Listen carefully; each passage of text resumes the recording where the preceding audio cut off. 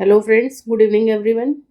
जैसा कि आप सभी देख रहे हैं, हम लोग आरपीएससी के प्रीवियस ईयर के पेपर्स को सॉल्व कर रहे थे। ठीक है, RPSC first grade PGT biology के ऑलरेडी एक पेपर पूरा अपलोड हो चुका था। दो दो पार्ट में करके करवा रही हूँ 60 क्वेश्चन पे। ठीक है, क्योंकि 120 क्वेश्चन है बायो वाले, तो 60 के सेट में करवा रही हूँ। ठीक है, इसका पार्ट 1 अपलोडेड है, ये पार्ट 2 है जो 61 क्वेश्चन से आगे हम इसको कंटिन्यू करने वाले हैं।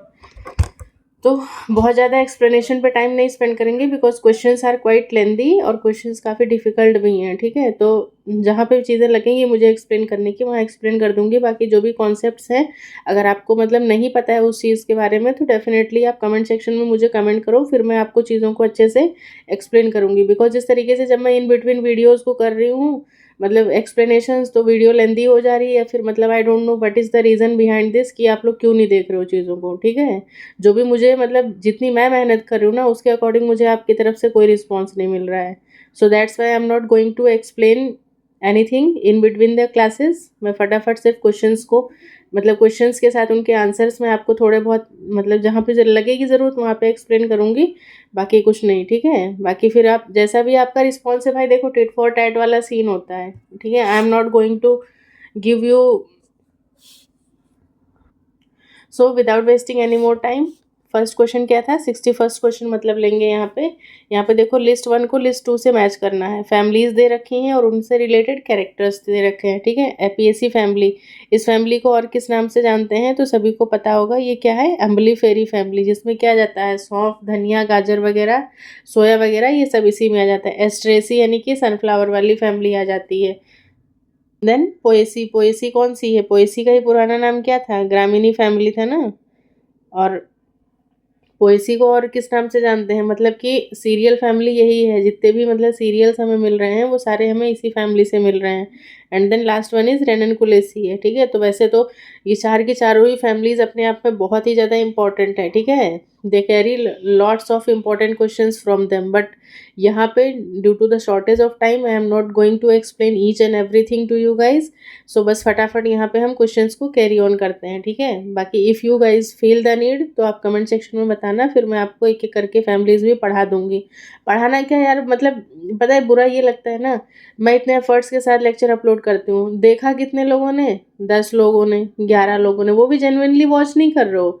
तुम आए, तुमने वीडियो क्लिक की और फिर वैसे ही तुम भाग जाते हो। मतलब क्या प्रॉब्लम है यार? नहीं पढ़ना है ना तो फिर छोड़ दो, मेरे को कोई इतना वो नहीं है।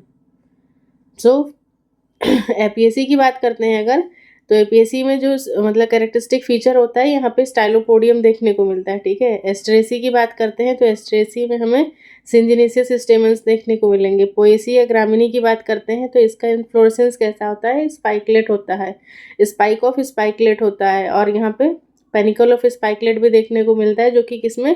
अवेना सटाइवा में होता है। और रेननकुलेस की बात करते हैं तो रेननकुलेसी में हमें अपोकार्पस ओवरी देखने को मिलती है। सो उसके अकॉर्डिंग आप यहाँ पे मैच कर सकते हो, ए का 3, बी का 4, सी का 2 और डी का 1। Third option is the right answer. Next question है, बाकी ये पूरे पेपर में तो बस वही दे ही रखा है इन्होंने, एक एक पेपर में एक एक क्वेश्चन कैरी किया है। नेक्स्ट क्वेश्चन है question number 62, in different genera of which family. ठीक है, अलग अलग जेनरा में कौन सी फैमिली के अलग अलग जेनरा में more than one type of placentation, मतलब उसमें एक से ज़्यादा तरीके का प्लेसेंटेशन देखने को मिल रहा है। जैसे कि मार्जिनल भी है, एक्साइल भी है और बेसल टाइप है। तो कौन सी फैमिली है जिसके अलग अलग जेनरा में, मतलब फैमिली एक ही है, जेनरा अलग अलग है, तो आपका आंसर क्या हो जाएगा? रेननकुलस हो जाएगा। बाकी इसमें एक्साइल वगैरह जो देखने को मिल रहा है वो कलौंजी होती है ना, उसमें देखने को मिल रहा है, मतलब मसाले वगैरह में यूज़ करते हैं। बाकी इसको डिटेल में आराम से बाद में पढ़ेंगे। नेक्स्ट है क्वेश्चन नंबर 63, कह रहा है इम्यूनोग्लोबुलिन्स आर प्रोड्यूस्ड बाय। तो इम्यूनोग्लोबुलिन्स जो हैं उसको कौन सी सेल्स जो हैं वो प्रोड्यूस करती हैं? तो हमारा आंसर क्या हो जाएगा? Plasma cells. सॉरी, 63 का 4, यस, प्लाज्मा सेल्स जो हैं वो क्या प्रोड्यूस कर रही हैं? इम्यूनोग्लोबुलिन्स को प्रोड्यूस करती हैं। नेक्स्ट है question number 64, which one of the following is not an infectious disease. इसमें से बताना है कि इन्फेक्शियस कौन सा नहीं है, मतलब कंटेजियस नहीं है, एक दूसरे के कांटेक्ट में आने से कौन सी नहीं फैलेगी। कॉमन कोल्ड सबको पता है फैल जाता है, स्वाइन फ्लू भी फैल जाता है, टीबी भी कुछ हद तक कह सकते हैं, लेकिन जो कैंसर है, ये कैंसर क्या है? नॉन कंटेजियस है या फिर नॉन इन्फेक्शियस है। नेक्स्ट है क्वेश्चन नंबर 65, अ कलर ब्लाइंड मेल, ठीक है, एक कलर ब्लाइंड मेल है और वो मैरी करता है एक नॉर्मल विजन फीमेल से, ठीक है, मतलब यहाँ पे कलर ब्लाइंड मेल है। How many of the daughters will be carrier of this trait. तो सबसे पहले आपको ये पता होना चाहिए कि जो कलर ब्लाइंडनेस है ये डिजीज़ कैसी है, ठीक है, जेनेटिक्स में पढ़ा हुआ है ना, जेनेटिकल डिसऑर्डर्स में, तो कैसी डिजीज़ है कलर ब्लाइंडनेस, ये एक्स लिंक्ड है, एक्स लिंक्ड रिसेसिव है। और एक्स लिंक्ड रिसेसिव का मतलब क्या है कि which means the gene that causes is located on the x chromosome. अब मेल क्या है एक्चुअली में, मेल है एक्स वाई, और ये जीन किस पे कैरी हो रहा है, मतलब एक्स एक्स पे कैरी हो रहा है। तो अगर हम इसका क्रॉस करवाते हैं, और कंडीशन क्या दे रखी है हमें साथ में, यहाँ पे नॉर्मल फीमेल दे रखा है, नॉर्मल फीमेल क्या हो जाएगा, एक्स एक्स हो जाएगा। अब इन दोनों का क्रॉस जब कराओगे, एक्स एक्स के साथ ये ले लिया हमने, और मेल कैसा है, एक्स कैरियर है ना, मेल ही तो मतलब डिजीज है, तो एक्स ही हो जाएगा, एक्स सी एक्स हो जाएगा, ये X C Y, then this one is X C X and X Y. तो यहाँ पे देखो जो फीमेल्स थी, ये दोनों फीमेल्स कैसी हैं, ये दोनों फीमेल्स ही तो हैं, ये दोनों कैसी आ जाएंगी, मतलब कि कैरियर हो जाएंगी, ठीक है, डिजीज़ नहीं है, क्योंकि जब दोनों पे होगा तभी डिजीज होगा। तो ये फीमेल्स तो यानी कि ये कह सकते हैं कि 100% फीमेल्स जो हैं हमारी वो कैसी हो गई, कैरियर हो गई। लेकिन मेल्स की अगर बात करते हैं तो एक मेल तो क्या है, डिजीज्ड है, ठीक है, एक मेल कैसा हो जाएगा, डिजीज्ड हो जाएगा, और एक मेल कैसा है, नॉर्मल है। तो यहाँ से ये कंडीशंस निकल के आती हैं। बाकी क्वेश्चन में आपसे क्या पूछ रहा था कि डॉटर विल बी कैरियर, मतलब डॉटर कौन, कितनी डॉटर्स हैं जो कैरियर हैं इस ट्रेट की, तो 100% डॉटर्स, क्योंकि दो ही लड़कियां हैं ना, दोनों लड़कियां कैरियर हैं, बाकी एक लड़का डिजीज हो जाएगा और एक नॉर्मल हो जाएगा। Come to the next question, question number 66।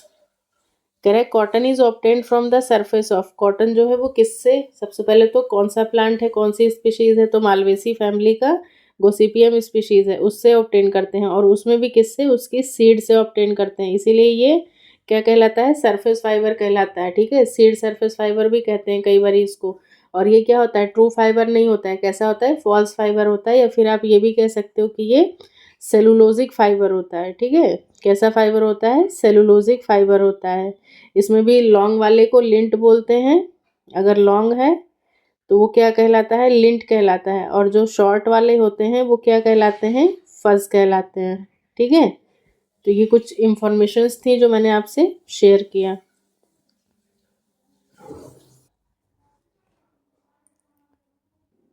Next है question number 67, main difference in the chemical constitution of wheat और राइस। व्हीट और राइस का जो केमिकल कॉन्स्टिट्यूशन है, कंपोजिशन है, उसमें क्या डिफरेंस है, तो डिफरेंस बताना है। तो व्हीट में सबको पता है कि क्या होता है, ग्लूटेन होता है व्हीट में, और राइस में वो चीज़ एब्सेंट होती है, तो इसके अकॉर्डिंग आंसर क्या होगा, सेकेंड ऑप्शन। नेक्स्ट है question number 68, which of the following plant part, plant का कौन सा पार्ट है ऑफ विथेनिया सोमनीफेरा यानी कि ashwagandha is use for medicinal purpose. तो कौन सा प्लांट यूज करते हैं, रूट से, ठीक है, रूट से ऑब्टेन करते हैं। बाकी कमेंट सेक्शन में बताना कि मेडिसिनल पर्पस के लिए यूज़ किया जाता है तो इससे क्या क्या, मतलब कि कौन कौन सी बीमारी में इसको यूज़ करते हैं। नेक्स्ट क्वेश्चन है क्वेश्चन नंबर 69, गम गूगल, गूगल जो ऑब्टेन करते हैं वो कौन सी स्पीशीज़ है, तो वो है कैमीफोरा विगैटी, ठीक है, ये भी अच्छा क्वेश्चन है। बाकी साथ साथ में इनकी फैमिलीज़ वगैरह भी लिखते रहो, और कुछ इंपॉर्टेंट पॉइंट्स मिलते हैं वो भी साथ साथ में नोट करते रहो। नेक्स्ट है क्वेश्चन नंबर 70, कह रहा है कि which of the following are responsible for differentiation of embryonic clumps during somatic embryogenesis. जब हम सोमैटिक एम्ब्रियोजेनेसिस कर रहे होते हैं डाइकोट कल्चर का, तो वहाँ पे हमारे कौन कौन से हार्मोन्स जो होते हैं वो रिस्पॉन्सिबल होते हैं कि मतलब एम्ब्रियो है, एम्ब्रियो कल्चर कर रहे हैं, तो वहाँ पे कौन सा मतलब पोर्शन जो है वो रूट बनाएगा, कौन सा शूट बनाएगा, या फिर कौन से हार्मोन्स हैं जो रिस्पॉन्सिबल होते हैं। तो यह इसका आंसर हो जाता है ऑक्सिन और साइटोकाइनिन। ऑक्सिन जो है वो जनरली रूट इनिशिएशन के लिए होता है, और साइटोकाइनिन जो है वो शूट के लिए होता है।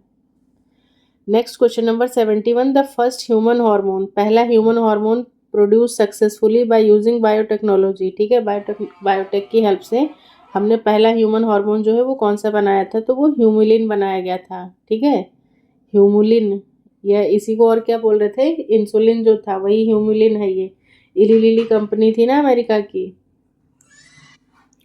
नेक्स्ट क्वेश्चन है question number 72, Flavr Savr tomatoes were produced by blocking the expression of gene responsible for production of. तो इसके तो ये क्वेश्चन अपने आप में ही बहुत ज़्यादा इंपॉर्टेंट है, आपको ये पता होना चाहिए कि फ्लावर्स आर टोमेटोज हैं क्या। तो ये फ्लावर्स आर टोमेटोज क्या है, ये मतलब इज अ ट्रांसजेनिक प्लांट, ठीक है, ट्रांसजेनिक प्लांट था। It was the first genetically engineered food to be sold commercially, ठीक है। अब इसमें हुआ क्या था कि the Flavr Savr tomato is genetically modified variety of tomato plant.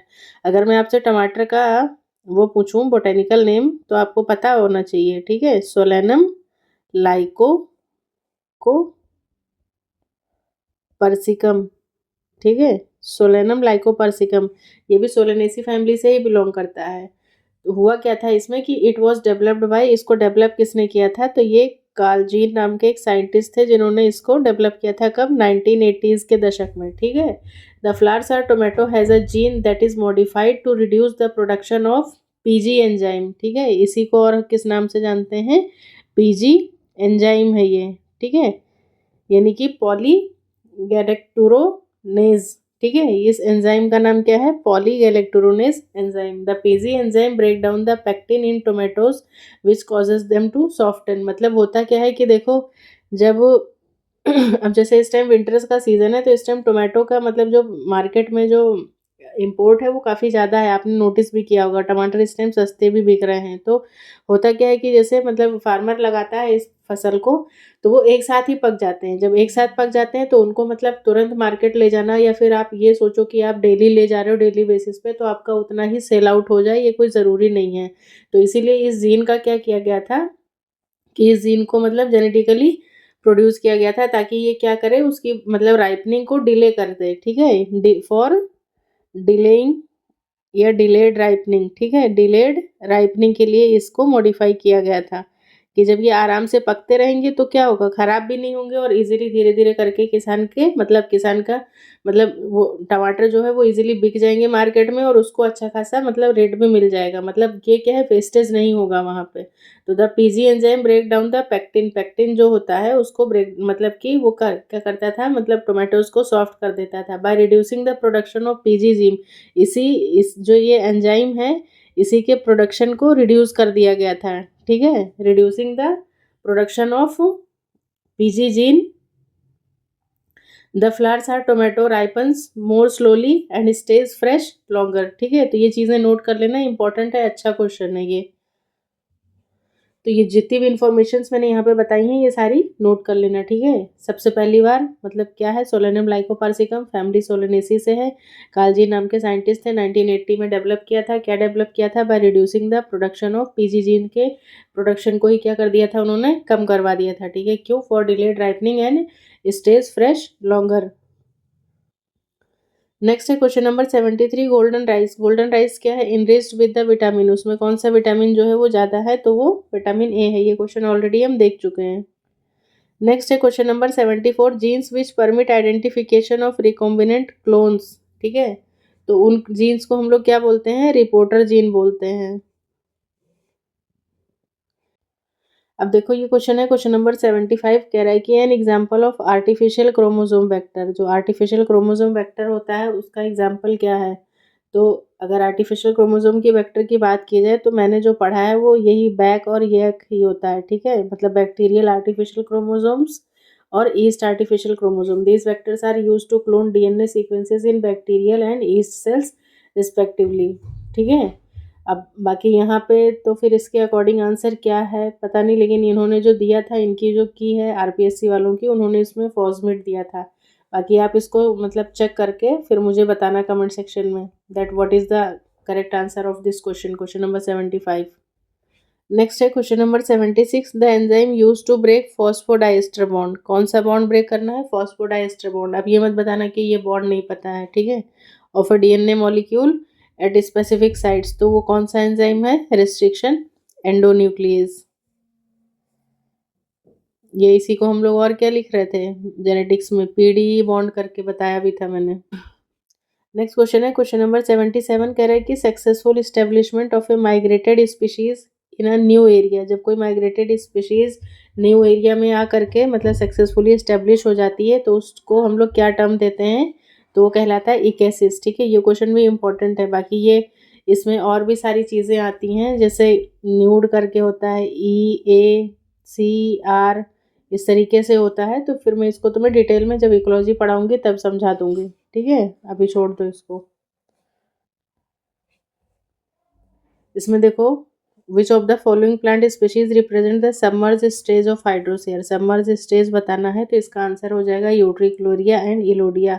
इसके साथ साथ और भी जो जनरा है वो सबमर्ज स्टेज में आते हैं। एग्जाम्पल है वेलिस्नेरिया, हाइड्रिला, मैरियोफिलम और सिरेटोफिलम। नेक्स्ट है क्वेश्चन नंबर 79, कह रहा है मोनोक्लाइमेक्स थ्योरी ऑफ क्लाइमेक्स थ्योरी। तो किसने दिया था? ये क्लीमेंट सर ने दिया था। नेक्स्ट है 80th question, which of the following is a non biodegradable material. तो क्लोथ, लेदर, वुड हो जाएगा। लेड जो है वो नॉन बायोडिग्रेडेबल में आ जाता है। Question number 81, which of the following biogeochemical cycle sedimentary. Sedimentary में कौन आ जाता है? हमारा फॉस्फोरस आ जाता है। बाकी ये सारी क्या हो जाएंगी? गैसियस में आ जाएंगी। नेक्स्ट है क्वेश्चन नंबर 82, कह रहा है कि the organic gaseous pollutants of air. Air के जो ऑर्गेनिक गैशियस पोल्यूटेंट्स हैं वो क्या है? हाइड्रोजन साइनाइड और पैन, ठीक है। ऑप्शन नंबर 3 हो जाएगा।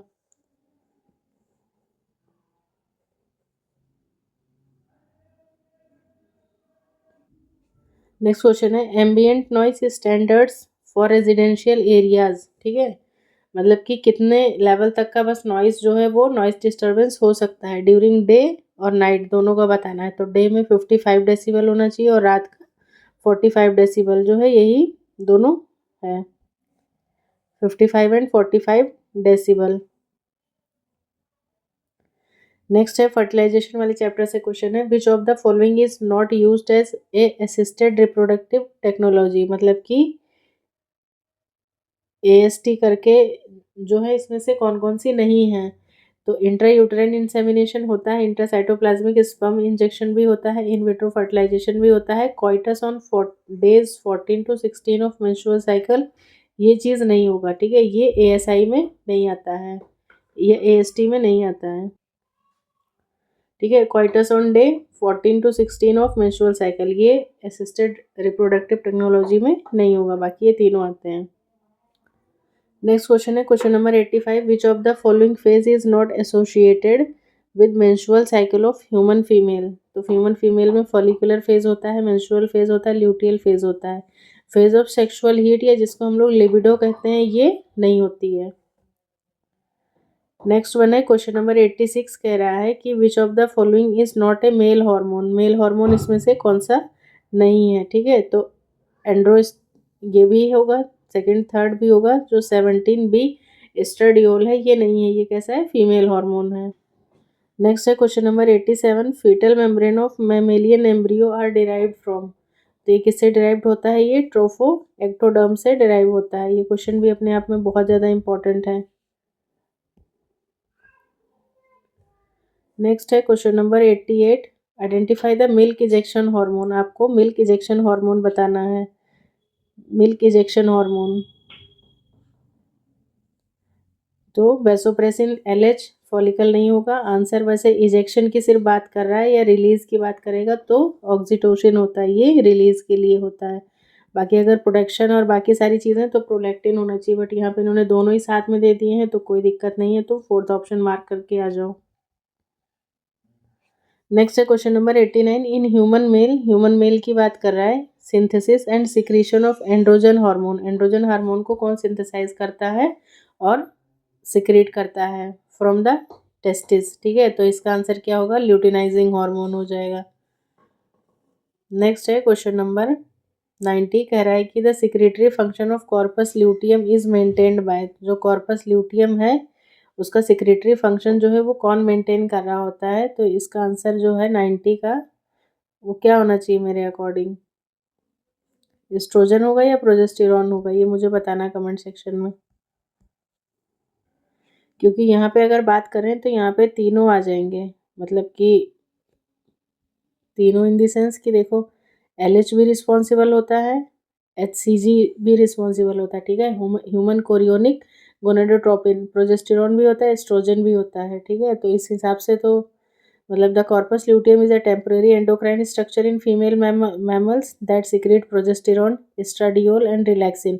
It is small cyst like structure that is about 2 to 5 centimetre in size. तो यहाँ पर मोस्ट अप्रोप्रिएट अगर मतलब देखा जाए इन सब में तो ज़्यादा ज़्यादा मतलब प्रोजेस्टेरॉन को ही आप मार्क कर सकते हो. बाकी बताना क्या है इसका आंसर.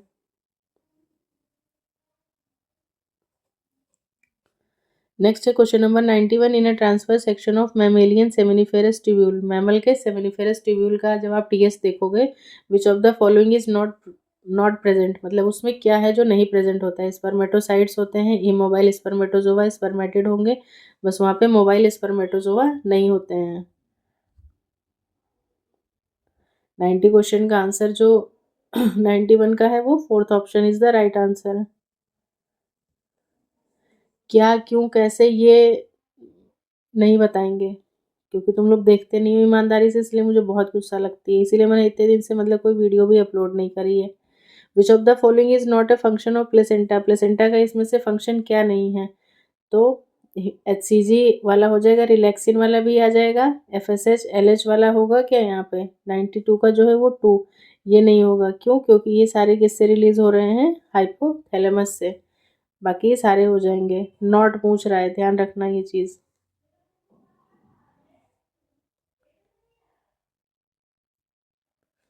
नेक्स्ट है question number 93. Identify the set of hormones that induces proliferative endometrial changes in mammalian uterus that prepare it for blastocyst implantation. तो 93 क्वेश्चन का जो आंसर हो जाएगा आपका वो हो जाएगा एस्ट्रोजन और प्रोजेस्टेरॉन. ठीक है, रिप्रोडक्शन से देख लो कितने सारे इन्होंने क्वेश्चंस पूछ लिए इतनी देर में. और सबसे अच्छी बात मुझे इस पेपर की ये लगी कि इन्होंने पहले चैप्टर से उठाया, एनसीईआरटी के थ्रू मैं देख रही हूँ तो, और फिर एक एक करके ये सारी चीज़ें आराम से पूछते चले गए. नेक्स्ट आ जाता है question number 94. Archenteron is formed. जो आर्केंटिरॉन कैविटी बनती है वो किस में बनती है, तो वो फॉर्म्ड इन गैस्ट्रोला में देखने को मिलता है. 94 क्वेश्चन का आंसर 3 हो जाएगा. नेक्स्ट है question number 95. The mesenchymal cells विच aggregate to form blood island are called. तो वो कौन से सेल्स होते हैं, वो एंजियोब्लास्ट सेल्स होते हैं. Question number 96 is asking about the part of sperm that contain hydrolytic enzyme. तो हाइड्रोलिटिक एंजाइम कहाँ पे होते हैं, टिप पोर्शन पे यानी कि एक्रोसोम पे. नेक्स्ट है क्वेश्चन नंबर 97. ये क्वेश्चन लिटरली अपने आप में बहुत इंपॉर्टेंट है. बाकी जिनको पता होगा दैट्स वेल एंड गुड, जिनको नहीं पता है kindly note down all these informations. The uterus of human female का यूट्रस कह रहा है कि बाई कॉर्नुएट होता है. करेक्ट स्टेटमेंट बताना है. तो ह्यूमन फीमेल का जो यूट्रस होता है वो बाई कॉर्नुएट नहीं होता है, वो सिंपल यूट्रस होता है. ठीक है, ये चीज़ ध्यान रखना. और सिंपल यूट्रस होता है, पीयर शेप्ड होता है. लेकिन जो रैट और रैबिट का होता है, यहाँ पे देखो सेकंड ऑप्शन कह रहा है रैट एंड रैबिट का जो है वो सिंपल यूट्रस है. तो सिंपल यूट्रस रैट रैबिट का नहीं होता है, ह्यूमन फीमेल का सिंपल यूट्रस होता है. ये मैंने देखो क्रॉस में बताया हुआ है तुम्हें ये चीज़. ये रैट रैबिट का जो है वो बाइकॉर्नुएट होता है, यानी कि एक यूट्रस में बहुत सारे मैनी यंग वंस रह सकते हैं. ठीक है, मतलब वो एक साथ बहुत सारे बच्चे दे सकती हैं. ऐसा होता नहीं है रैट रैबिट वगैरह में, माइस वगैरह में, ये सारी चीज़ें. और ह्यूमन में क्या है, वो तो मोनोजाइगोटिक डाइगोटिक या फिर ऐसे ट्विंस के कंडीशंस में ही आपको देखने को मिल सकती हैं. मतलब 3 या 3 से ज़्यादा सिचुएशंस, मतलब बच्चे वहाँ पे देखने को मिलते हैं. बट इन सबों में क्या होता है, 6 से 12 या फिर इस तरीके से. तो रैट, माइस और रैबिट का जो होगा वो कैसा होगा, बाइकॉर्नुएट होगा. ह्यूमन का यूट्रस कैसा होता है, सिंपल यूट्रस होता है और वो भी पीयर शेप्ड होता है. बाकी मैंने सोचा था पहले तुम्हें कि हाँ इमेज की हेल्प से बता दूंगी, लेकिन चलो ठीक है, छोड़ो, जाने दो, इतनी भी कोई खास नीड नहीं है. तो करेक्ट स्टेटमेंट यहाँ पे बताना था. तो ये दोनों तो मतलब गलत ही हो गए. फिर उसके बाद में थर्ड ऑप्शन कह रहा है कि एस्ट्रोजन एंड प्रोजेस्टेरॉन जो हैं वो हेल्प करते हैं इम्प्लांटेशन ऑफ ब्लास्टोसिस्ट और एंडोमेट्रियम, यूट्राइन एंडोमेट्रियम. तो यही हमारा क्या हो जाएगा, थर्ड ऑप्शन करेक्ट है. बाकी कह रहे हैं after puberty uterus loses it's cyclic change capability. ऐसा कुछ भी नहीं होता है, प्योरली बकवास है. तो थर्ड ऑप्शन जो है ये करेक्ट होगा.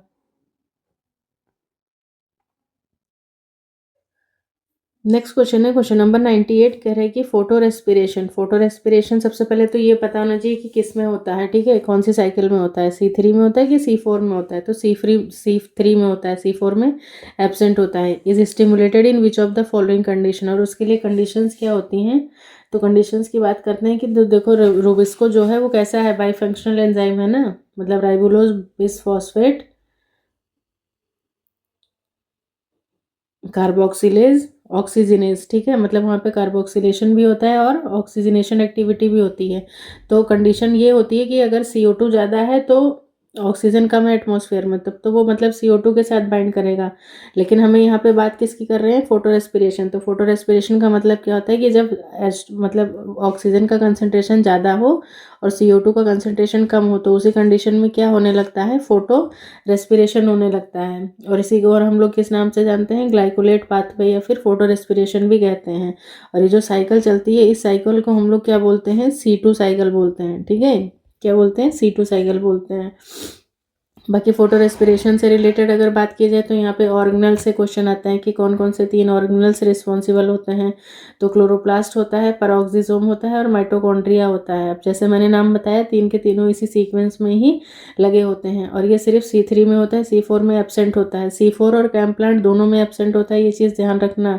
बाकी नो फॉर्मेशन ऑफ ATP और NADPH कुछ भी नहीं बनता है, बल्कि और एक ATP को यूज़ कर लेता है, इसीलिए इसको वेस्ट प्रोसेस ऑफ, मतलब वेस्ट प्रोसेस भी कहा जाता है ये प्लांट साइकिल्स का। नो फॉर्मेशन ऑफ फूड भी नहीं बनता है और साथ ही साथ ये CO2 रिलीज करता है, ठीक है। और बाकी ठीक है, डिटेल में अगर पढ़ोगे तो फिर तुम्हें सारी चीज़ें ज़्यादा अच्छे से क्लियर होंगी, ठीक है। तो फिलहाल 98 का आंसर जो है वो क्या हो जाएगा, फोर्थ ऑप्शन हो जाएगा। नेक्स्ट है क्वेश्चन नंबर 99, कह रहा है कि opening and closing of stomata. Opening और क्लोजिंग किसके कौन स्टिमुलेट करता है, तो वो पोटेशियम आयंस होता है, ठीक है, K+ की वजह से होता है ये चीज़। बाकी मतलब क्लोरीन भी रिस्पॉन्सिबल होता है, बट आंसर में यहाँ पे मेंशन नहीं है ऑप्शंस में, इसीलिए आप सेकेंड ऑप्शन के साथ जाइए। नेक्स्ट है क्वेश्चन नंबर 100, क्राइन photosynthesis the first stable product of Calvin cycle, यानी कि C3 का फर्स्ट स्टेबल प्रोडक्ट क्या होता है, तो वो क्या था, फॉस्फोग्लिसरिक एसिड। C3 साइकिल चलती ही क्यों है, तो for the formation of glucose चलती है C3, या फिर इसी को और किस नाम, मतलब क्या है, ये केल्विन साइकिल है, ठीक है।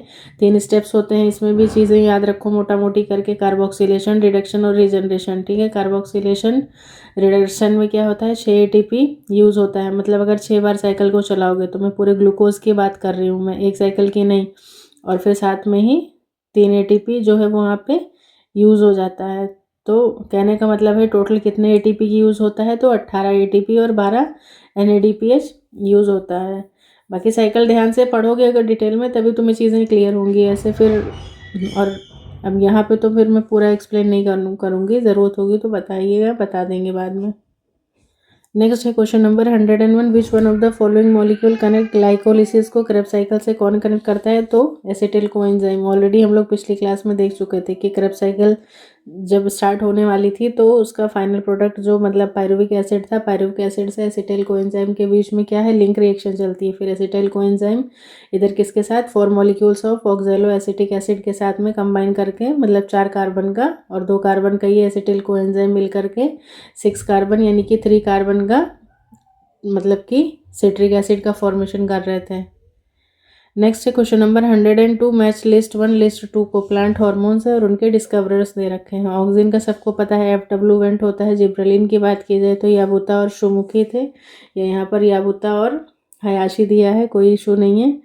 उसके बाद में A का 2 B का 4 हो रहा है, तो आप यहाँ पे आंसर जो है वो कौन सा आ जाएगा, सेकेंड वाला आ जाएगा, C का 1 हो जाएगा। एब्सिसिक एसिड जो है वो किसने, WC लियू और कैरिन्स ने किया था, और जिएटिन का जो था वो लिथम एंड एसोसिएट्स था।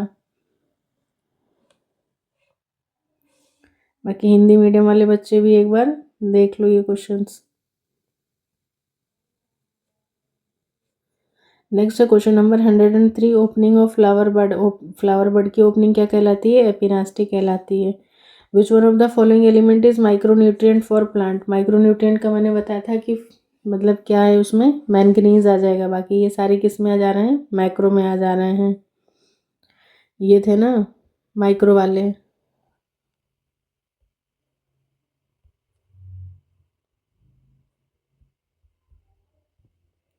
Iron, copper, manganese, molybdenum, zinc, boron, निकल और क्लोरीन। ठीक है, और ये वाले थे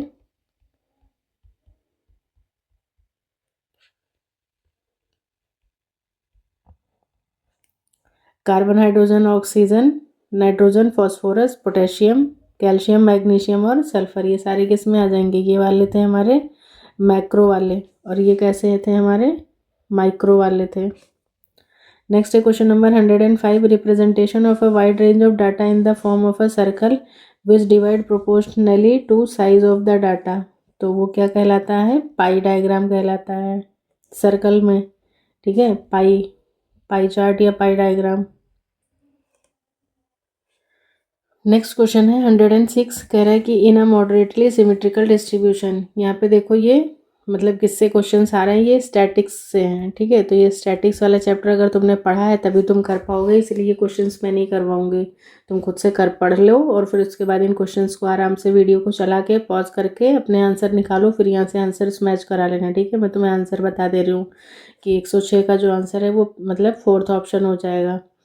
ठीक है, मीन, मोड, मीडियन, ये 3 चीज़ें हैं यहाँ पे। स्टैंडर्ड डेविएशन वगैरह इस तरीके से चीज़ें पूछ रहा है। ये है 107, when an is natural number, standard deviation first and natural number का क्या होगा? तो 107 का जो आंसर है वो थर्ड ऑप्शन हो जाएगा। पॉज करके आराम से खुद से सॉल्व कर लेना, इतना तुम कर ही लो अपने लिए। नेक्स्ट है question number 108, the value that occurs the largest number of times. मतलब जो वैल्यू बार बार रिपीट होती है किसी सीरीज में उसको हम लोग क्या बोलते हैं? तो वो क्या कहलाती है? मोड कहलाती है। ठीक है, 108 का सेकेंड ऑप्शन हो जाएगा। नेक्स्ट है question number 109, according to addition theorem of probability. Probability की कोई एडिशन थ्योरम है? The probability of success in getting head on tossing a coin. जब आप एक सिक्का उछालते हो तो आपके हेड आने की मतलब जो प्रोबेबिलिटी है वो कितनी होती है? तो इस क्वेश्चन में भी देखो इसका आंसर जो होता है वो मतलब 1/2 होता है, क्योंकि टोटल पॉसिबल आउटकम्स कितने आते हैं? 2। मतलब या तो हेड एक ही सिक्का उछाल रहे हो ना, तो एक बार में ऊपर या तो हेड हो गया या टेल हो गया, या फिर टेल है या फिर हेड आ जाएगा, तो टोटल पॉसिबल आउटकम्स 2 आते हैं। और हमें बात किसकी कर रहा है? मतलब या तो हेड हेड देखो दोनों में आ रहा है, तो एक बार मतलब वही 1/2, या फिर ये कह सकते हो इसका 50% आंसर होना चाहिए। बाकी ये ऑप्शन इन्होंने क्या दिए हैं आई डोंट नो। बाकी किसी ने अगर सॉल्व किया है तो प्लीज़ मुझे कमेंट सेक्शन में बताना कि हाँ कैसे सॉल्व करेंगे इसको। नेक्स्ट है, ये क्वेश्चन भी क्या है समझ में नहीं आ रहा। The direction of regression line is indicated by. इसमें भी देखो ये है कि मतलब इसका डायरेक्शन ऑफ रिलेशनशिप, अगर ये रिग्रेशन लाइन की बात करते हैं तो the sign of the slope. ठीक है, इसका आंसर जो होना चाहिए वो ये होना चाहिए कि मतलब प्लस या फिर माइनस पे डिपेंड करता है। Indicates that direction of the relationship between X and Y. कह रहा है कि if the slope is positive it means that X increase हो रहा है, Y tends to increase, there is a positive relationship between the variables. बाकी देखना ये सब क्या है आई डोंट नो। नेक्स्ट है क्वेश्चन नंबर 111 क्वेश्चन नंबर कह रहा है कि which form of chromatography does not utilise the mobile face for interacting with the analyte. तो इसके लिए इसमें जो आंसर निकल के आएगा, तो इसका आंसर मेरे अकॉर्डिंग गैस क्रोमेटोग्राफी होना चाहिए। बाकी आप सभी देखना एक बार। ठीक है, नेक्स्ट है question number 112, which one of the following is made use of ELISA to identify a substance. तो एलिजा एंटीबॉडी मतलब क्या होता है? एंजाइम लिंक्ड इम्यूनोसॉर्बेंट, ऐसे होता है ना। It is commonly use in the laboratory test to detect antibodies in the blood. तो क्या डिटेक्ट करते हैं हम लोग वहाँ पे? एंटीबॉडीज डिटेक्ट करते हैं in the blood. An antibody is a protein produced by the body's immune system when it detect harmful substances called antigens. Next है question number 113 is asking about the which type of wavelength is made to use in calorimetry to determine concentration of a solution. इस question का भी answer मतलब मुझे नहीं सही से मिला है, तो आप लोग इसको देख लेना, मेरे को नहीं पता इसका क्या होगा एग्जैक्टली। गलत बताने से क्या ही मतलब है। बाकी आरपीएससी वाले तो इसको मान रहे हैं। ठीक है, precise wavelength in visible light range. Visible क्या है? वही 400 से 700 nm जो होती है। क्वेश्चन नंबर 114 है, which of the microscope allow microorganisms to be seen alive and without killing, fixing, staining and mounting। तो इसका आंसर हो जाएगा फेस कॉन्ट्रास्ट माइक्रोस्कोप। ठीक है, विदाउट किलिंग है बता रहा है, without killing, fixing, staining and mounting. Next है क्वेश्चन नंबर 115 कह रहा है कि फिरोमोन्स, फिरोमोन्स क्या है? सिल्क मॉथ में सर्व एज स्टिमुलेटर, किस चीज़ के स्टिमुलेटर होते हैं? तो definitely they are the stimulator of sexual behaviour. 115 का first option is the right answer. Next है question number 116 in insectivorous bats feeding behaviour is related to successful function of. तो bats की जब बात करते हैं so they are working on the, मतलब इनका जो फीडिंग बिहेवियर है वो किससे रिलेटेड होता है? इको लोकेशन पे। ठीक है, सेंसर मैकेनिज्म। बाकी सोनार वगैरह तो ये पानी में देखने को मिलता है, पनडुब्बी वगैरह इसी उस पर काम करती हैं। नेक्स्ट है 117 the worker bee, worker be perform following type of dance before the fellow बीज इन अ हाइव। मतलब जो छत्ते में मधुमक्खियाँ होती हैं उनको बताने के लिए वो किस तरीके का डांस करती हैं? व्हेन द नेक्टर इज, यानी कि जो उनका फूड है वो एग्जैक्टली 100 मीटर दूर है वहाँ से, छत्ते से, तो वो वैगल डांस करती हैं। ठीक है, ये कॉन्सेप्ट भी अपने आप में बहुत ही ज़्यादा इंपॉर्टेंट है, मतलब बहुत इंटरेस्टिंग है। इंपॉर्टेंट तो है ही, खैर इंटरेस्टिंग भी है कि कितने मीटर पे कितना फूड होता है, तब कौन सा डांस करती हैं, किस तरीके से। तो ये सारी चीज़ें आप आराम से पढ़ लीजिएगा थोड़ा सा टाइम निकाल के। नेक्स्ट है क्वेश्चन नंबर 118 कह रहा है कि which of the following are hot spots of Rajasthan. Rajasthan के हॉट स्पॉट्स की बात कर रहे हैं, इंडिया के नहीं। तो इसका आंसर होगा पहला भरतपुर लेक, सरिस्का फॉरेस्ट और थार डेजर्ट। नेक्स्ट है क्वेश्चन नंबर 119 कह रहा है कि Todgarh Raoli wildlife sanctuary area is located in the Aravalli range passing through which of the following districts. तो ये राजस्थान का ही है, मतलब एक वन्यजीव अभ्यारण्य। तो बताना है कि ये कौन कौन से डिस्ट्रिक्ट से होकर के पास करता है। तो 119 का आंसर जो है वो पहला हो जाएगा।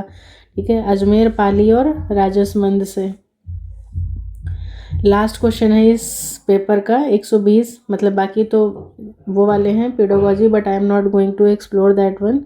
120 है which of the following plant species are endemic in India. तो इसका आंसर जो है वो फेरोनिया, लिमोनिया और विटेक्स निगोंडो करके है, ये इम्पोर्टेंट है।